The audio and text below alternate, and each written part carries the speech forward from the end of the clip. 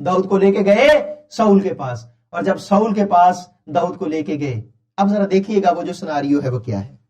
वो सिनारियो है, दाऊद को बाला दिया गया, दाऊद को तलवार दी गई, दाऊद को वो सारे जो वो बूट है, वो जरा बख्तर है, वो जो सारी बुलेट प्रूफ चीजें हैं वो उसको दी गई। उसने जब वो सारा पहना तो अब जरा देखिए दाऊद साहब कितने ताकतवर थे। दाऊद से एक कदम चला नहीं गया। कभी अंधों की फौज देखी है आपने?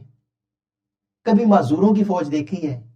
कभी कमजोरों की फौज देखी है? दुनिया में सबसे ज्यादा जो बड़ा टेस्ट होता है वो फौजियों का होता है, यानी कि उनकी आंखें ठीक है, उनके कान ठीक है, कद ठीक है, चेस्ट ठीक है, ये सारा कुछ ऐसे वो चेक करते हैं और उसके बाद जो फिट होता है उसको वो लगाते हैं। तो दाऊद साहब तो किसी क्राइटेरिया पे फिट ही नहीं थे। लड़ने चले वो जाती जूलियत से। उसने जब कहा तो एक कदम उससे चला नहीं गया। आप मुझे बताएं कि दुनिया में कोई फौजी हो उससे बंदूक ना उठाई जाए, कोई उसे फौज में भर्ती करेगा? जिससे गन ना उठाई जाए उसे कोई फौज में भर्ती करेगा? जिससे तलवार ना उठाई जाए उसे कोई फौज में भर्ती करेगा? लेकिन उसने दिल चीर देने वाले, ईमान से भरपूर फिक्रे कहे दाऊद ने, उसने कहा, ऐ बादशाह, मैंने इस तलवार को नहीं आजमाया, मैंने इस भाले को नहीं आजमाया, मैंने इस बुलेट प्रूफ जैकेट को नहीं आजमाया। ऐ बादशाह, मैंने एक को आजमाया है और जब वो मेरे साथ होता है मैं शेर को पकड़ता हूं और चीर देता हूं, मैं रीछ को पकड़ता हूं और चीर देता हूं। मैंने तलवार और भाले को नहीं आजमाया, मैंने खुदा को आजमाया है और आज फिर मैं खुदा को आजमाऊंगा। वो मेरे साथ होता है, मैंने इनको नहीं आजमाया। गया है वो बंदा। आप मुझे बताएं कि कभी लोहे के साथ, जो पत्थरों के साथ लड़ाई जो है वो लोहे के साथ की जा सकती है? उसके हाथ में बाला है, तलवार है, नेजा है, सब कुछ है, कद है, ताकत है, तजर्बा है, सब कुछ है उसके पास। वो 5 चिकने पत्थर लेके गया है और जब जा रहा है तो जाती जूलियत के अल्फाज है कि क्या मैं कुत्ता हूं जो तू मेरी तरफ पत्थर लेके आता है? तो उसने कहा, आज तेरा गोश्त हवा के परिंदे खाएंगे। 5 चिकने पत्थर लिए। मुझे बताएं ईमानदारों, क्या दूसरे पत्थर की नौबत भी आई? और फिर दाऊद ने कहा, ऐ खुदावंद, मैं अपनी बकरियों का चौपान हूं, लेकिन मेरा चौपान तू है। मैं अपनी बकरियों को शेरों से, चीतों से बचाता हूं, तू मुझे हर एक बला से बचाता है। खुदावंद मेरा चौपान है, मुझे कमी ना होगी। वो मुझे हरी हरी चरागाहों में बिठाता है, मुझे राहत के चश्मों के पास ले जाता है, बल्कि खमौत के साया की वादी में से मेरा गुजर हो। मैं किसी जाति जूलियत से नहीं डरूंगा, मैं किसी वबा से नहीं डरूंगा। क्यों? क्योंकि तू मेरे साथ है। ऐ खुदावंद, जब तू साथ है मेरा निशाना खता हो ही नहीं सकता, और अगर निशाना खता हो भी जाए तो ऐ खुदावंद, मेरे और जाति जूलियत के दरमियान तू है।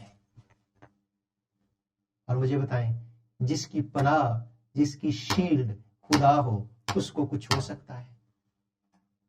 उसको कोई बीमारी छू सकती है? हमारा ईमान कैसा है? खुदा के कलाम में जब हम इस बात को देखते हैं तो उसने कहा कि खुदावंद, तूने मेरे सर पर तेल मला है। कोई मेरे सर पर तेल मलने के लिए तैयार नहीं था। खुदा के घर से अजीजों अदालत शुरू होती है। खुदा के घर से ये सारी चीजें होती हैं। हिजकिय्येल की किताब, उसका 7वें बाब से 9वें बाब तक आप जरूर पढ़िएगा। मैं सिर्फ उसमें से चंद जो आयतें हैं आपके सामने पढ़ देता हूं, जो हिजकिय्येल की किताब के 7वें बाब में है। खुदा निकला है अदालत करने। खुदा उनके कलाम में क्या लिखा है? और खुदा उनका कलाम मुझ पर नाजिल हुआ कि आदमजाद, खुदा इसराइल के मुल्क से यूं फरमाता है कि तमाम हुआ, मुल्क के चारों कोनों पर खात्मा आन पहुंचा है। अब तेरी अजल आई और मैं अपना गजब तुझ पर नाजिल करूंगा और तेरी रवश के मुताबिक तेरी अदालत करूंगा और तेरे सब गुनौने कामों की सजा तुझे दूंगा। मेरी आंख तेरी रायत नहीं करेगी, मैं तुझ पर रहम नहीं करूंगा। खुदा यूं फरमाता है कि एक बला, यानी बलाए अजीम, जैसे आज लोग कोरोना वायरस को कह रहे हैं कि कोरोना वायरस जो क्या है वो बलाए अजीम है, اور دیکھ وہ آتی ہے، خاتمہ آیا، خاتمہ آ گیا، وہ تجھ پر آن پہنچا، دیکھ وہ آ پہنچا، اے زمین پر بسنے والے تیری شامت آ گئی، وقت آن پہنچا، ہنگامے کا دن قریب ہے، یہ پہاڑوں پر خوشی کی للکار کا دن نہیں، اب میں اپنا قہر تجھ پر انڈیلتا ہوں اور اپنا غضب تجھ پر پورا کروں گا۔ اور پھر خدا کہتا ہے دیکھ وہ دن آ گیا، دیکھ وہ دن آن پہنچا، تیری شامت آ گئی، عصا میں کلیاں نکلے، غرور میں غنچے نکلے، ستم گری نکلی کہ شرارت کے لیے چھڑی ہو، کوئی ان میں سے نہ بچے گا، نہ ان کے انبوں میں سے کوئی، اور نہ ان کے مال میں سے کچھ، اور ان پر۔ اب آپ سوچیں کہ کیسا سناریو کریٹ ہو گیا ہے۔ خدا کے کلام میں جب ہم دیکھتے ہیں خدا اپنے لوگوں کو عدالت کی جو سزا دیتا ہے، اور پھر جو 8واں باب اور اس کی 15ویں آیت ہے، تب اس نے مجھے فرمایا اے آدم زاد، کیا تو نے یہ دیکھا؟ تو ابھی ان سے بھی بڑی مکروہات دیکھے گا۔ پھر وہ مجھے خداوند کے گھر کے اندرونی صحن میں لے گیا، اور کیا دیکھتا ہوں کہ خداوند کی ہیکل کے دروازے پر آستانے اور مذبح کے درمیان قریباً 25 شخص ہیں، جن کی پیٹھ خداوند کی ہیکل کی طرف ہے،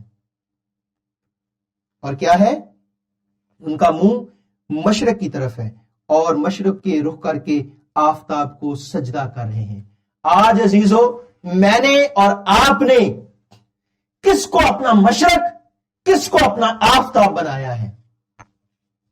آفتاب صداقت کو، یا دنیا کو، یا دنیا کی ساری چیزوں کو، یا دنیا کی دن دولت کو؟ کوئی بندہ مرنا نہیں چاہتا، لیکن خدا کے لوگ کیا کہتے ہیں؟ میرا جی تو چاہتا ہے کہ میں کوچ کر کے مسیح کے پاس جا رہا ہوں۔ اب خدا کے بندوں کی یہ سوچ ہے، خدا کے بندے کہتے ہیں کہ ہمارے لیے کیا ہے؟ مرنا نفع اور جینا مسیح ہے۔ ہم اس نفع کی طرف بڑھتے ہی نہیں ہیں۔ یہ نہیں کہتا کہ آپ جا کے مر جائیں، لیکن بے ایمانی کے ساتھ، ڈر کے ساتھ، نا امیدی کے ساتھ جینے سے ایمان کے ساتھ مرنا بہتر ہے۔ ہماری جو بشارت ہے وہ کہاں ہے؟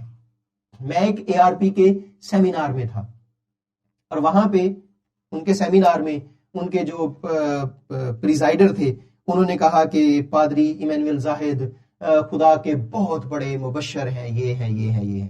تو میں نے ان کو ٹوکا، میں نے ان سے کہا کہ دیکھیں، میں مبشر نہیں ہوں، میں نے ایک بندے کو بھی کرسچن نہیں کیا۔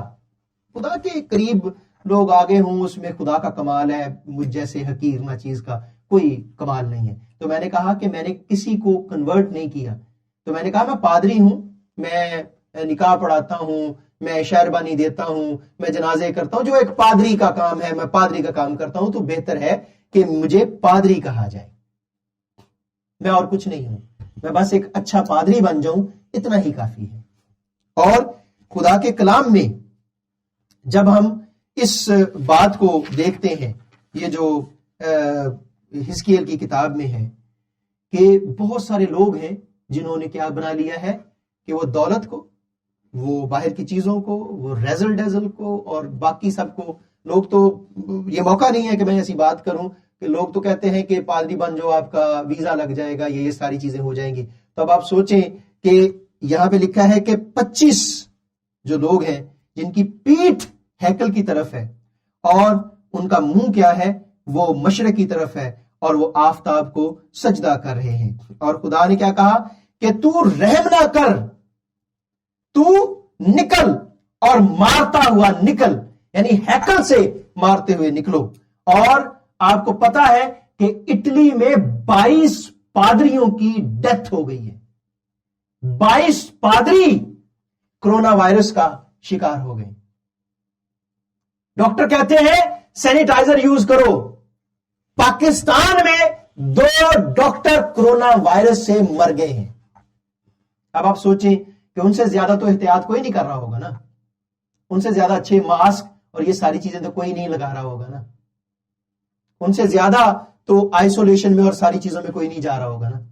اب آپ دیکھیں کہ جب موت آئے گی تو سوائے جو مسیح کے کوئی اور آپ کو بچا نہیں پائے گا۔ جن کے ماتھے پہ وہ نشان ہے، جن کے گھروں پہ وہ نشان ہے، جن کے اندر مسیح ہے. اور میں آپ سے کہوں کہ لوگ کہتے ہیں کہ آج سٹیٹس میں موم بتی لگاؤ یا سب کچھ لگاؤ، میں کہتا ہوں کہ آپ اپنے اندر مسیح کو لے لو، تو پھر آپ کو کسی نشان کی ضرورت نہیں ہے. جب آپ اندر سے مسیحی ہو جائیں گے. تو میں یہ نہیں کہہ رہا کہ وہ جو خدا کے حضور میں چلے گئے ہیں وہ ہم سے بہت اچھے ہیں، ہم تو ان کے پاؤں کی خاک بھی نہیں ہے. تو آپ سوچیں کہ اگر وہ 22 پادری نہیں بچ پائے تو میں اور آپ کیا ہیں؟ مجھے اور آپ کو کتنی ضرورت ہے. اب آپ سوچیں کہ خدا نکلا ہے تاکہ وہ سزا دے، خدا اترا ہے کہ وہ کیا کرے، خدا اترا ہے تاکہ وہ عدالت کرے. اور پھر خروج 12واں باب جب ہم پڑھتے ہیں تو اس میں کیا لکھا ہے کہ میں اترا ہوں تاکہ دنیا کے دیوتاؤں کو سزا دوں. اس لیے خدا اترا ہے. خدا آج اترا ہے کہ وہ دنیا کے جو سو کالڈ جو خدا بنے ہوئے ہیں، جو دولت کے خدا، جو ٹیکنالوجی کے خدا، جو ان ساری چیزوں کے خدا بنے ہیں، خدا اترا ہے کہ ان کو سزا دے. آج دنیا جو ماس پہ پہنچ گئی ہے، آج دنیا اس سے آگے جا رہی ہے، اور تقریباً کوئی 1000 جو فیٹ سے زیادہ جو بڑی جو ایک ٹیلیسکوپ ہے وہ چائنا نے بنائی ہے. دنیا چاند پہ ہے، خلا میں اتنا کچھ ہے، جو سیٹلائٹس اور سب کچھ ہے. اتنی ٹیکنالوجی کے باوجود ایک چھوٹا سا نہ نظر آنے والا جراثیم، اس کا کسی کے پاس علاج نہیں.